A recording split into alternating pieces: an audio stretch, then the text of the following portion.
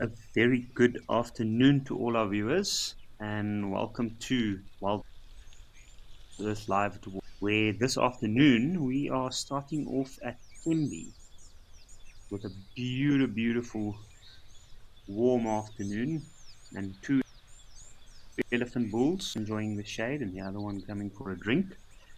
I am Jaapie Potgieter, and I am your host this afternoon. And I'm very excited to see what's at our watering holes this afternoon.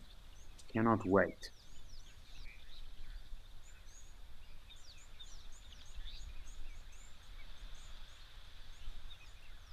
Now, what we can see here is it looks like just two young bulls.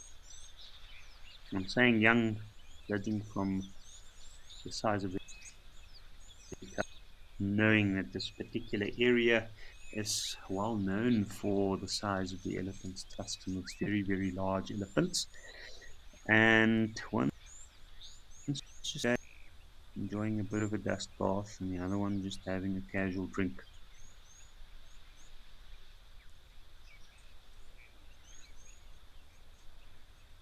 It's really windy there this afternoon, so the wind's definitely picked up quite a bit from what we saw yesterday. And thank you so much, Mercedes.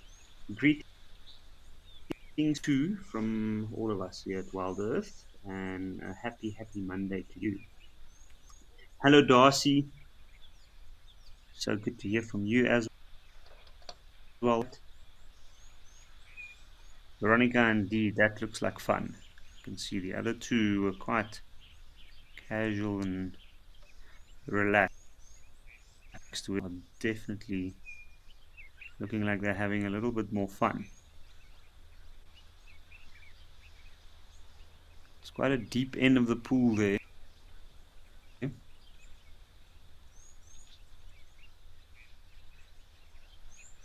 I'm pretty sure that it's the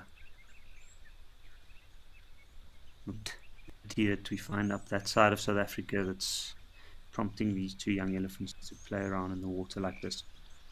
Now, I wonder if it's the same two constantly playing and pushing each other. We're relatively similar in size, and these two look like they might be. Has he done? We definitely gotta love a Monday pool party, hey? Nothing like a Monday pool party.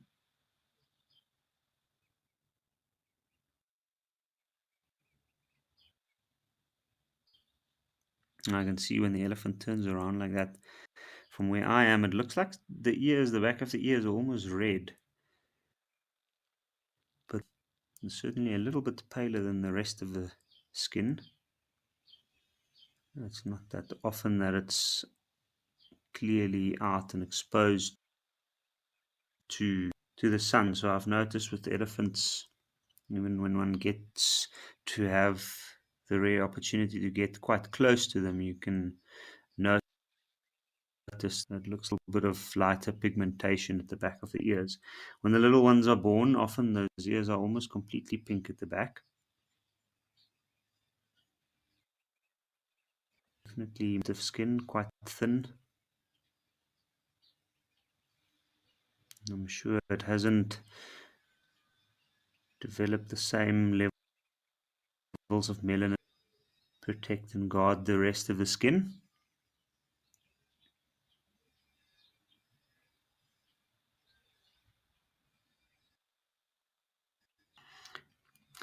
I saw you said that the Ellies just want to have fun. It looks like it, eh?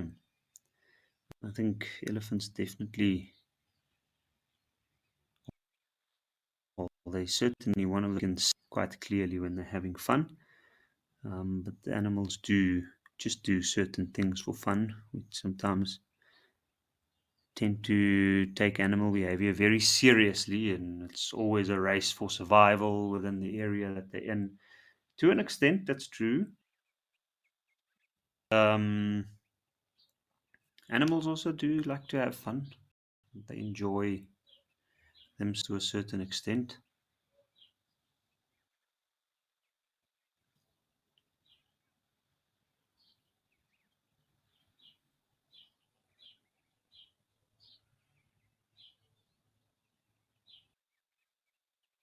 Camilla, I'm very glad that you can hear me now. That's good news. I'm very happy that I haven't just been talking to myself.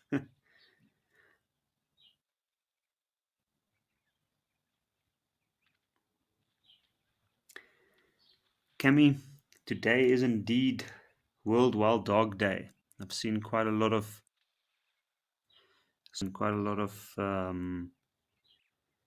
things up on the internet about World Wild Dog Day. What an incredible creature, and certainly a very, very important creature to the ecosystems in the savannah and in southern Africa and the rest of Africa. So, good day just to commemorate all the efforts and hard work that goes into their protection. Spazzy Yankov, so much to you too. And indeed, I'm also looking forward. What a great way to start with these elephants. It's almost like they've been waiting. Start the afternoon off. They're starting to flow in from wherever they are.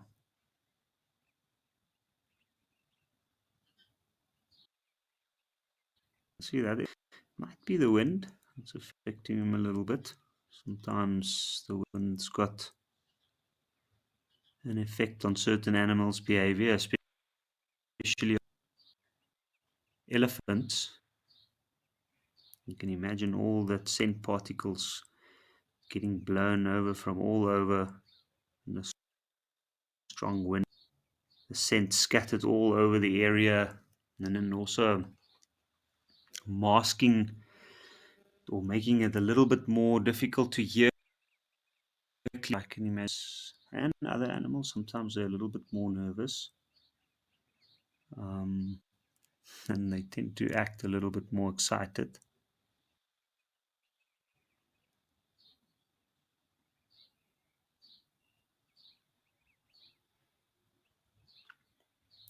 Caden, do elephants ever get sunburned? That's a very good. It's difficult to answer. I don't think that there is really specific proof that they do get sunburned um, from long-term exposure to the sun, and we know that elephants, for some reason, don't get cancer. Topic that's getting studied quite widely um, within medicine and for potential future treatment of cancer within humans. But yeah, elephants are one of the few animals that don't get cancer. They do take measures to protect them from the sun. You can see that elephant standing with his ears open now. He's focused on the younger one, showing us very clearly the less pigmented part behind the ears where it's a little bit pink. Now that I'm sure would certainly be exposed and could potentially get sunburned. And I think they also wouldn't take the necessary measures that they do to protect these elephants that's not covered in mud here. They're still dusting themselves. And I often see that on overcast days where they don't necessarily have down, but they do cover themselves, like the sand particles and the dust particles on the outer layer of the skin will definitely give them some sort of a little barrier between the sun's rays and their skin.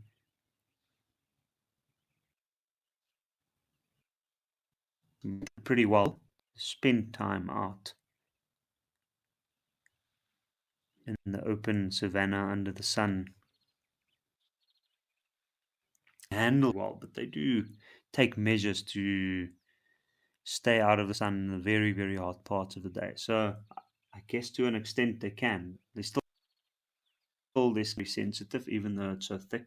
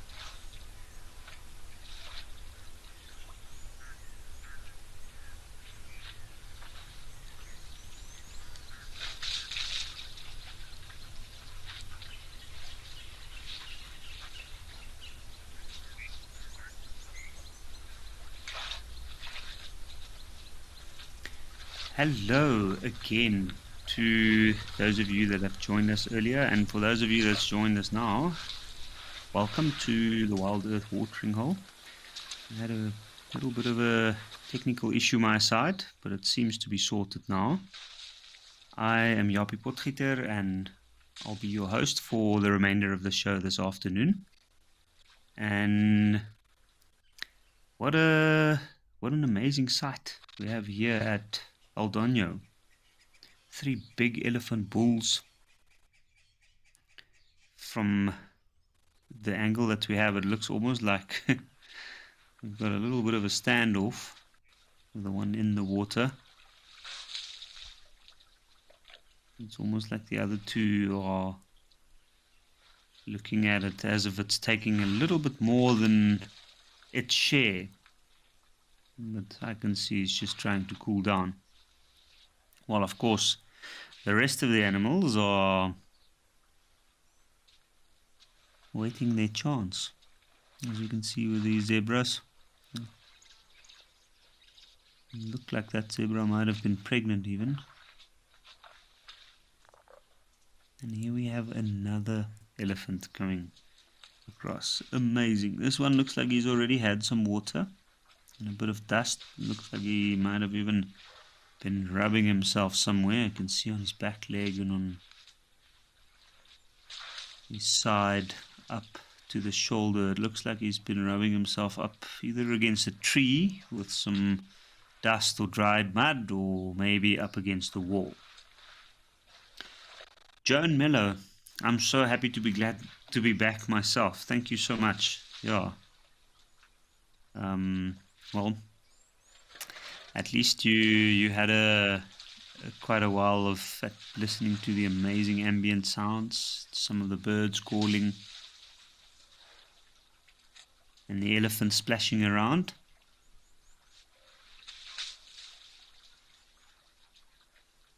Quite a noisy bunch. It looks funny, that giraffe standing off to the right. It's almost got quite a longing posture as it looks to the water there.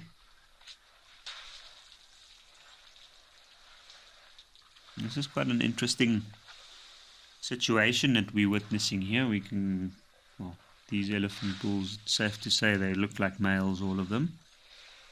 And being the biggest creature in this area, it's only the natural order of things that all the other animals wait their turn. That's what happens if there's a little bit of pressure. I mean, this watering hole is quite a popular spot. You can see from how it's trampled all around the little bolt section that there's a lot of animals that can pass. And now we've got 2 slightly impatient giraffes. I'm quite curious to see what will happen here. Cat fan, thank you very much. It's good to be back. I am thoroughly happy to be back here. Oh wow, and 2 oryx.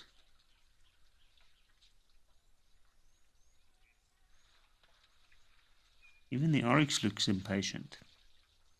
That's quite a rare sight. These creatures tend to be very resilient in the drier areas.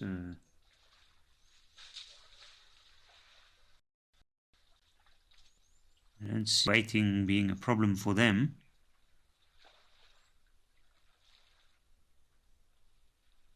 Let's see that giraffe taking the lead is just trying to wedge his way in there. I wonder, he might move around to the left of the elephant in the water and maybe give it a go, and when that happens, I'm gonna... Oh, yeah, I didn't think it would, but you never know what might happen. So yeah, Candace, indeed, these elephants are a sight to behold. It's 4 magnificent bulls, this. Not something that you see often, and all 4 of them look like quite mature animals, and I think they have all the time in the world on their side. You can see that one's just making sure that he's scratching all the spots. Well, while we're looking at these elephants, I just want to remind our viewers of the Ultimate Kenya experience with James Henry next year in May. So May 2025, it will be a group size of 6, of which only 4 spots are still left. So hurry up and get booking. Only 4 spots. There'll be lots of interesting things to be chatting about, like Amboseli and the Masai Mara, both incredible and very, very well-known safari locations, not just in Kenya, but also across the world, renowned for their game viewing. And in Amboseli, you can of course see Mount Kilimanjaro, very large elephant herds. I'm sure some of our viewers might have seen photos of elephants with Mount Kilimanjaro in the background. Well, that's often the photos taken at Amboseli. And then, of course, the Masai Mara, which is by some regarded as the best safari in Africa. And it is at a time when there's a little bit less people in that area than normal in May. And of course, James Henry will make it very fun and informative, very, very experienced, and will make it an absolute cannot miss adventure.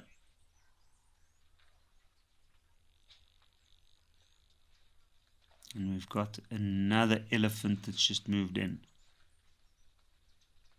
Some eland there at the back.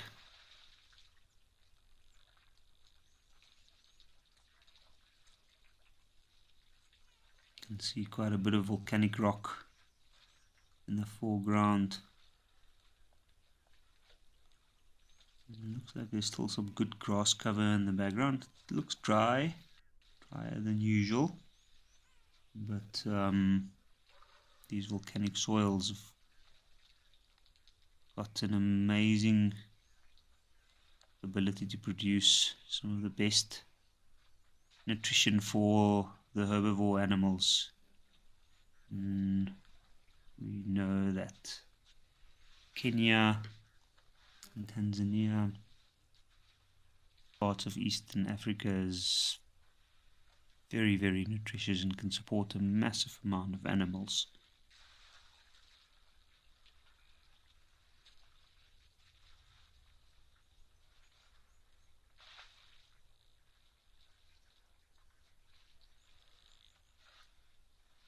Well, what a special sight we have here. You can see there's a bit of a hierarchy happening here. I think the bigger elephants certainly acted kind enough to actually move out of the water now, just to give the others space to drink.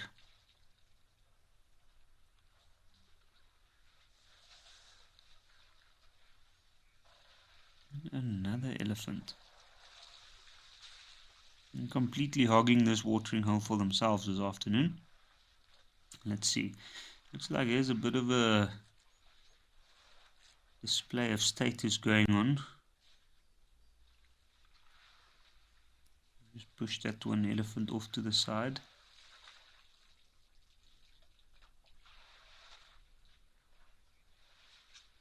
Testing the water.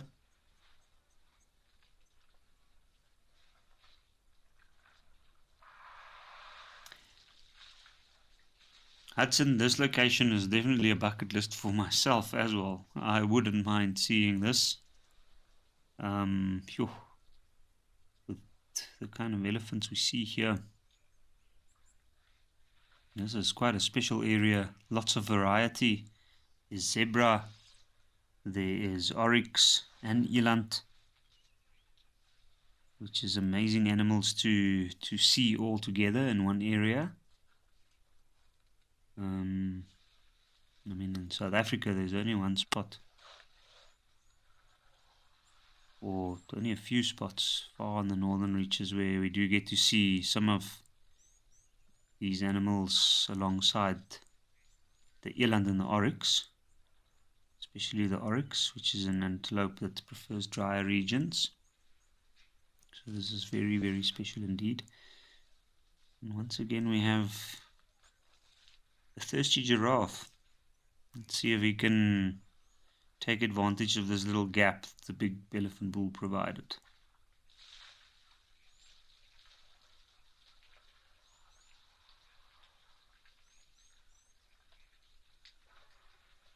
There's another one just approaching.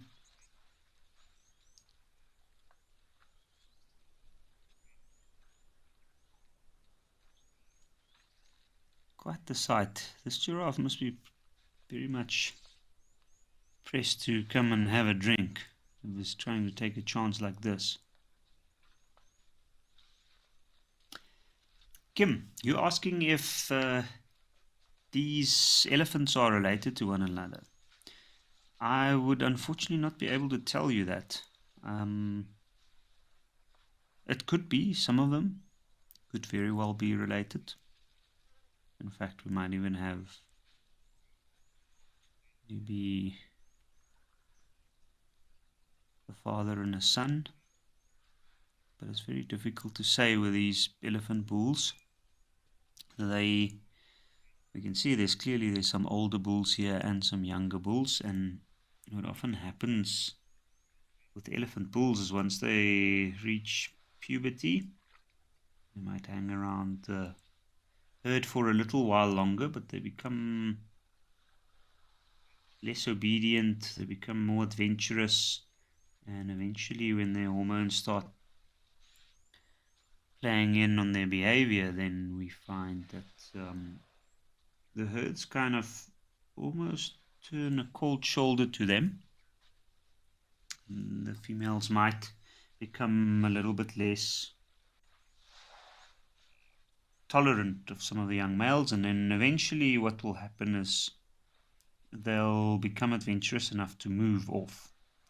Once they get their first must cycle, then they'll start moving more on their own, and then what we find that the younger bulls kind of suppress that when they do get in contact with really big bulls, and that kind of suppresses that must cycle for a number of years until they get a little bit older, when it starts showing again. But when they usually reach about 15 onwards, it depends very much on the individual animal and also the dynamics of elephants and herds in the larger regions. But then we do find that some of these bulls will move off, and because they don't spend time with the herds then anymore, not as much, they might still from time to time join up. They still social animals, and what they find is they often join up with older tolerant bulls that know the ways, that spend a longer time on its own, and then they might form these groups of elephant bulls, and we'll often find one or two really old bulls, and then they're joined by a number of younger bulls. In some areas, especially in East Africa, they're referred to as askaris.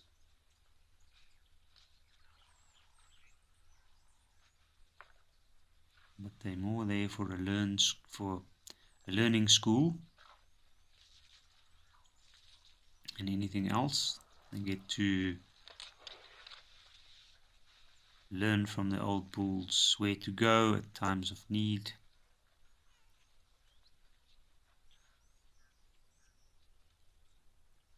We've got quite a few elephants here now.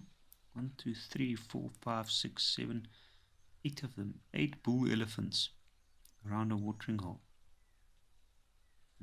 All just kind of standing around. It's amazing to watch the patience these animals have with each other. Margren 23. If we see an animal with an injury, we personally do not intervene.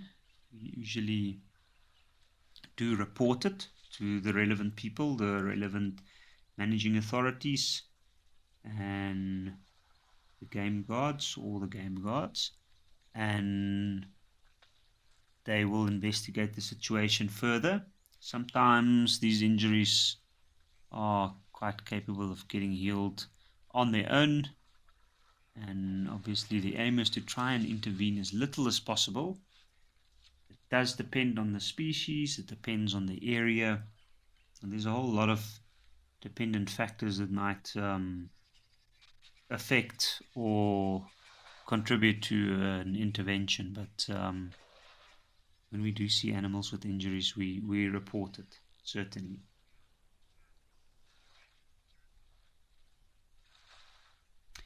Julia, do breeding herds ever come through here? I haven't seen a breeding herd here myself, but I'm sure they do. I'm sure they do. With this amount of bulls in the area, I'm pretty sure there'll be a hefty amount of breeding herds of elephants around. And the bulls are a little bit more brazen in their behavior. For them getting to the water, oh, okay, we can see this is an interesting dynamic change here. The elephant came in quite hot, but it looks almost like I'm sure that the rest of these elephants are familiar with him. Turning away like that. And the guinea fowl sounds upset. I'm sure they have had one or two interactions around the watering hole with this elephant. Big elephant. Got a decent size tusks.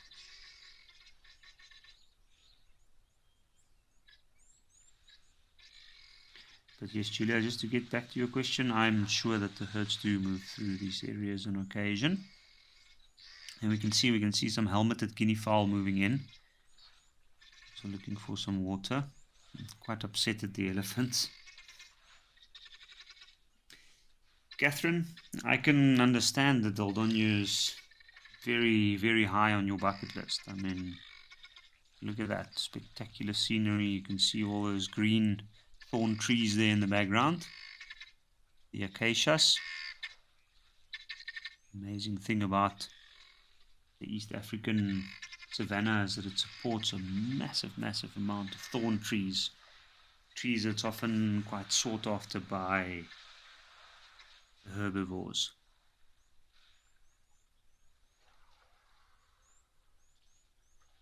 And that's amazing. Now I can hear quite clearly how these elephants are actually rubbing themselves up against each other, and those thick skins with some mud, dried out mud, sand and debris on them. It sounds almost like sandpaper going over very rough wood.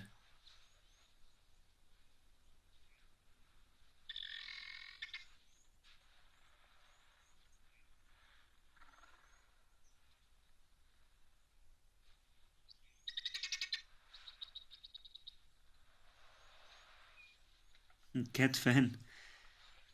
Big elephant bulls, the role they play substantiates the role of fathers in raising adolescent sons and humans too. It certainly has a lot of similarities. I think that we can draw between those two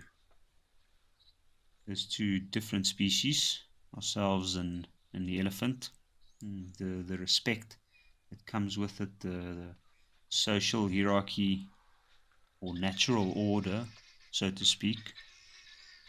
I know of some cases in the past with the initial stages of reintroducing animals to areas where they've been absent for a while.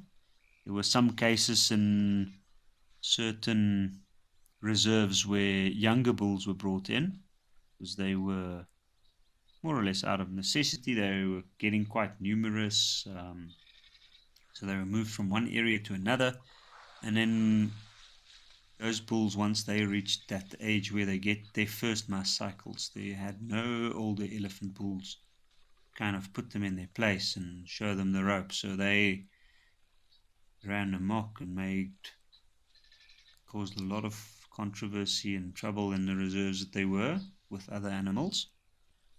Only later, once they re-establish some sort of a natural order with the introduction of older elephant bulls, did they realize how important these older animals are. Often the pioneers, they're often pathfinders into areas, certain areas that haven't seen animal activity for a number of years, whatever the reason might have been.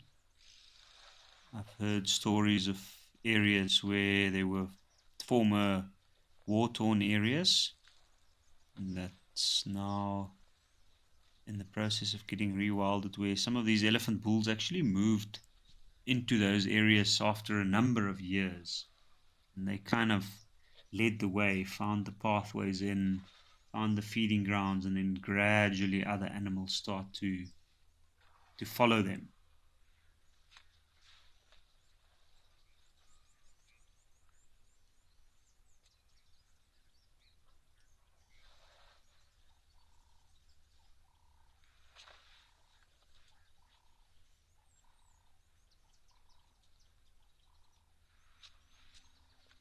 Joan, you say that you're finding the ellies very bullyish around the watering hole. Yeah, I think they can be. Their sheer bulk makes them quite imposing.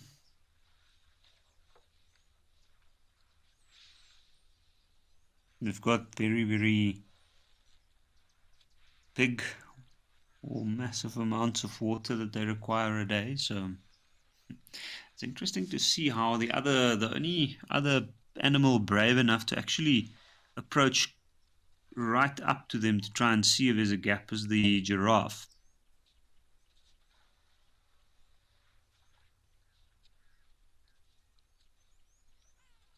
But Mercedes,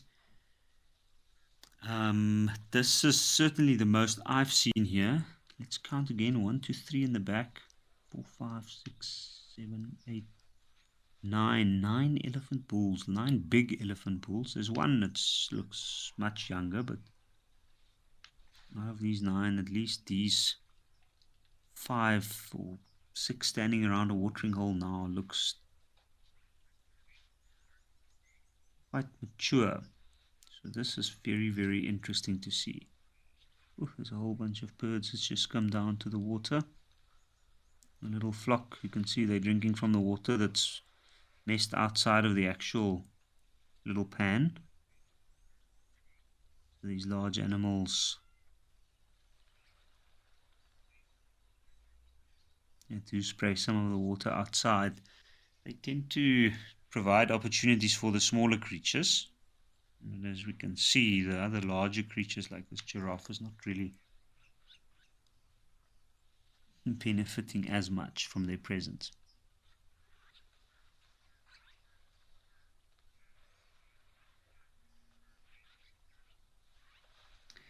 Kevin, do you get wild dogs in Kenya? Yes, you do. Indeed, you do. There are wild dogs found in Kenya.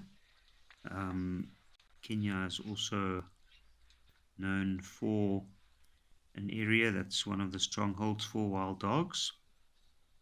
Wild dogs is an extremely, it used to be an abundant predator, but it was prosecuted quite heavily by people in the past, especially in the early 1900s, late 1800s, with the start of the protective regimes. It was more a case of misunderstanding that led to them being regarded as creatures that just destroy the antelopes. But yes, indeed they are. I mean, they're still not easy to see. They're roughly between 6,000 and 7,000 currently all over Africa. And if I'm not mistaken, South Africa is somewhere between 450 and 600. And in the other countries that have quite a stronghold is, of course, Botswana and its northern reaches and around the delta, and northern Namibia, as well as Tanzania and Kenya.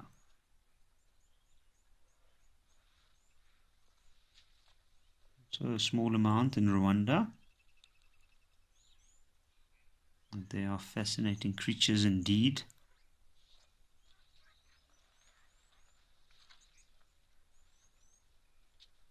I can't see clearly, but it looks like it's wattled starlings has come down to the water's edge. I'm not too sure what the flock of birds is. I'm assuming that's some of them are the starlings. But it's very, very busy. It looks like a guy often looks can be deceiving, and even though that thorn trees still look quite green, it's not always possible to tell exactly what the water availability in the area is. But yeah, talking about wild dogs in Rwanda, I would also like to remind our viewers of gorilla safari and safari, normal safari with James Henry. This will take place in Rwanda and Kenya in September next year, 2025, and the group size will be 6. So that sounds like a very, very exciting chance or an opportunity to get to meet some of the lesser seen creatures in Rwanda, and of course then to do some amazing safaris with James. So some of the talking points would be 2 of Africa's most iconic spectacles in the same trip, which is spectacular, like the safari in Kenya and gorillas in Rwanda. And then, of course, the migration in Kenya, which will be, for whoever's joining, certainly a bucket list trip. That is the time of the year that there will be some migrating animals, and must be amazing to see. And then there is also the chance for a hot air balloon experience, which is included in Kenya. And that would provide quite a unique vantage point to actually get to see the moving herds from the sky. What a spectacular opportunity. We'll definitely jump at it. But yeah, Kenya, what an amazing place.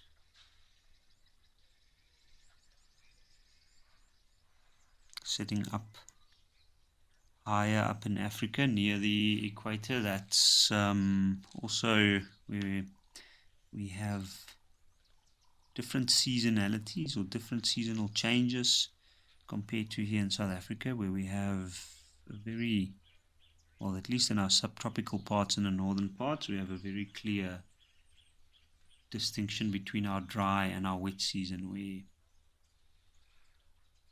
in Kenya being closer to the equator, we find that the wet and dry seasons work slightly different, spread out over a longer period. There's less of a contrast between the two, and then of course that in combination with the very, very fertile soils and habitat, we've got lots of food all year round.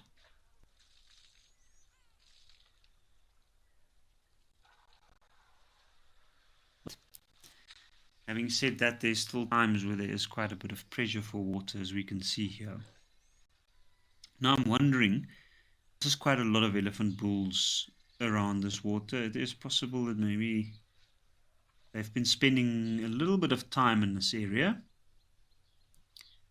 and due to that, maybe they were following herds, or maybe it's because of the food here, and due to that, I think we are seeing them all around the watering hole now.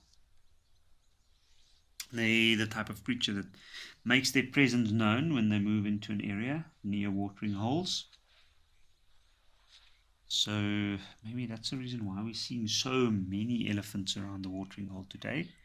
If they move on over the next few days, we might not see as many. I'm sure one or two of them will stay within this general region.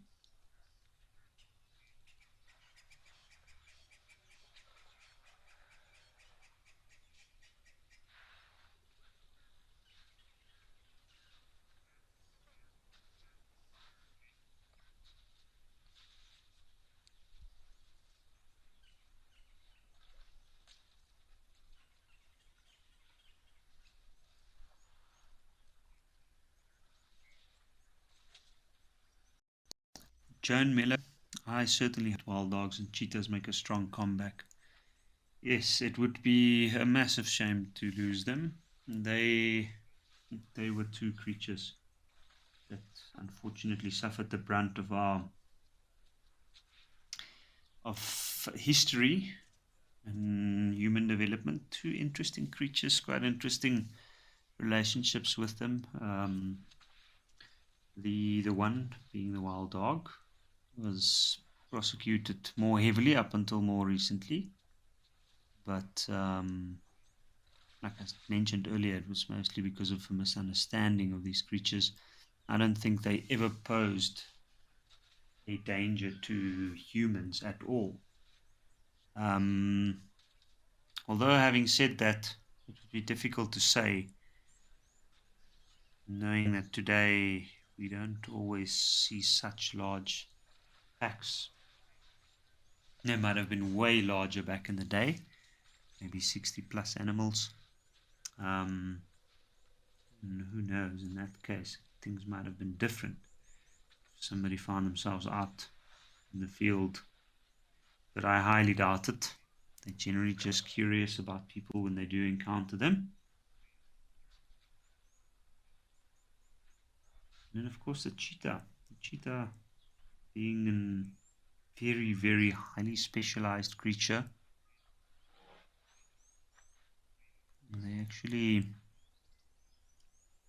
believed to have limited their own genetic pool due to their almost over specialization for the high speed chase to chase down their prey. And the fact that they're not very adept scavengers, they prefer hunting and eating prey that they caught themselves. Due to that, they lack the force and the power of some of the other bigger cats, like the lion or the leopard.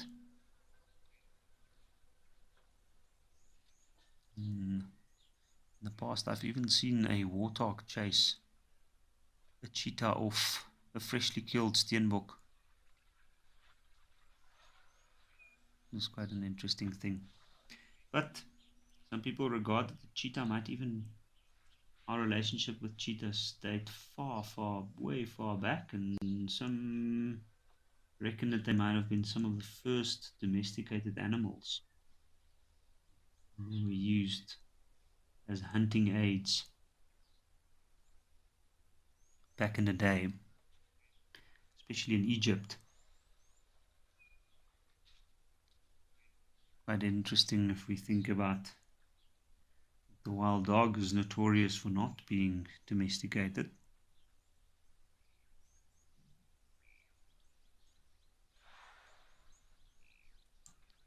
No, I agree. This is a watering hole where one can sit for hours on end. I'm pretty sure in this region, no matter what time of the day you spend time here, you will get to see something fascinating.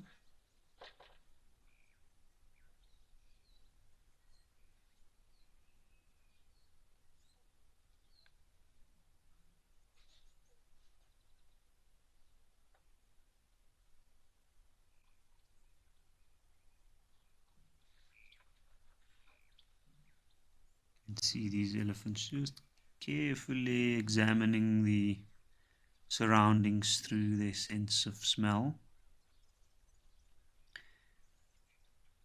picking up some chemical cues that would be lost to us.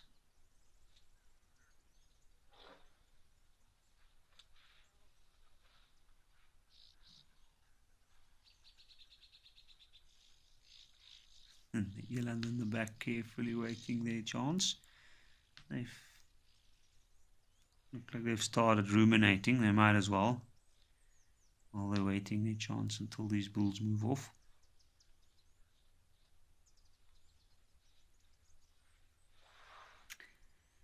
Mercedes, I agree. There are quite a few animals that's made it back from the brink of extinction due to some very, very diligent and hard-working people in conservation. And of course, people with the passion to use their resources that they had to support these causes. And I hope they would. I know in South Africa at least there's some very, very effective measures that's been taken, very effective programs within gene management, population management. So the cheetah and even the wild dog, they've definitely been doing quite well in certain areas and certain protected areas. So much so that South Africa's actually been fortunate enough to have an oversupply of animals to be able to facilitate the reintroduction process to other regions within Africa, and the transport of animals from South Africa.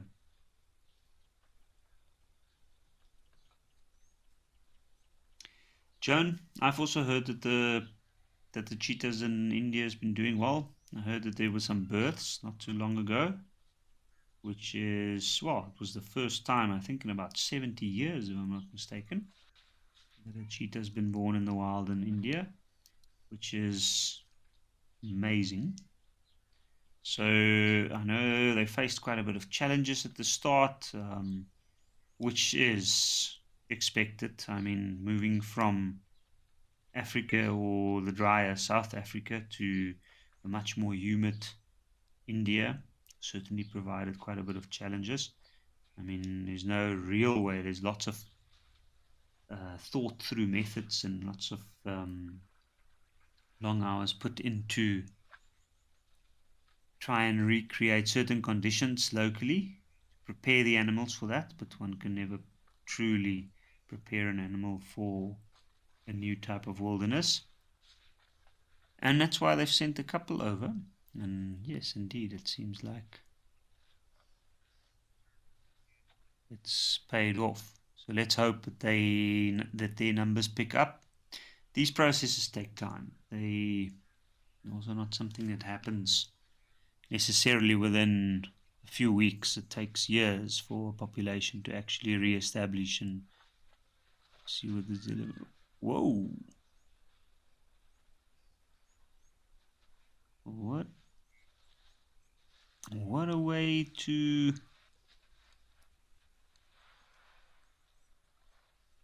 Okay, well now we know why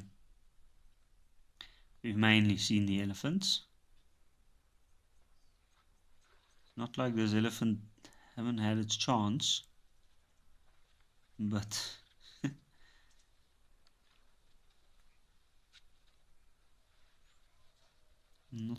not very welcoming towards those giraffe. You can see now the giraffes are keeping a proper distance from that elephant bull.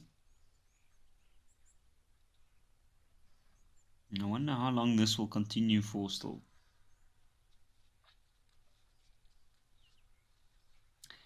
Nikki, I'm very glad that you enjoyed the relaxing show.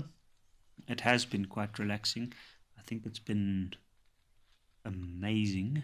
Like, what an amazing chance to see all of these elephants around here. Now finally there's a gap opened up for the giraffe. And this time there's no hesitance, no Waiting, it just went straight in for it. See the oryx coming closer. You can see they're approaching from the other side.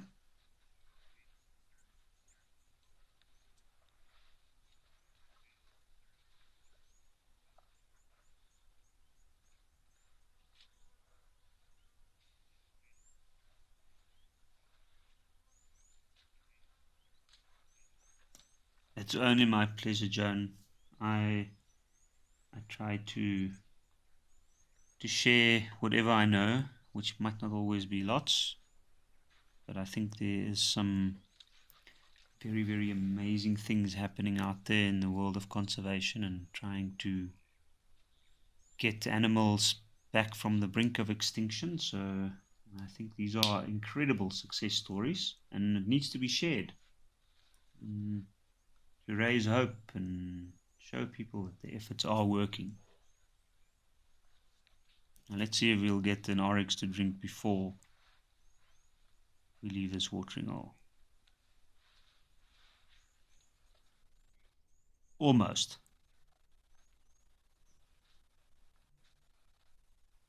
But what a spectacular view. I'd like to thank all our viewers for joining us this afternoon. And what a fantastic few days we've had around the watering hole, and especially over here at this watering hole this afternoon. And I hope that you join us again tomorrow afternoon to see what's happening then.